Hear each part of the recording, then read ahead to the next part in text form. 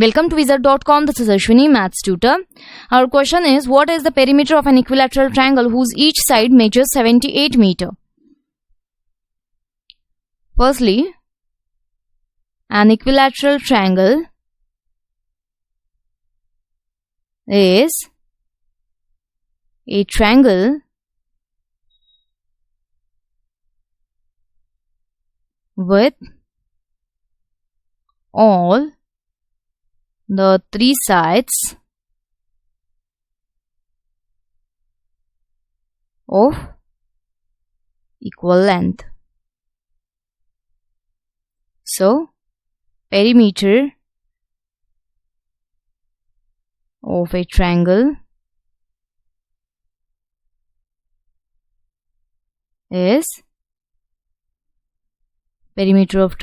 3 into side, that is 3 into 78 meter. Length of side is given. 3 into 78 is 234 meter. Hence, perimeter of an equilateral triangle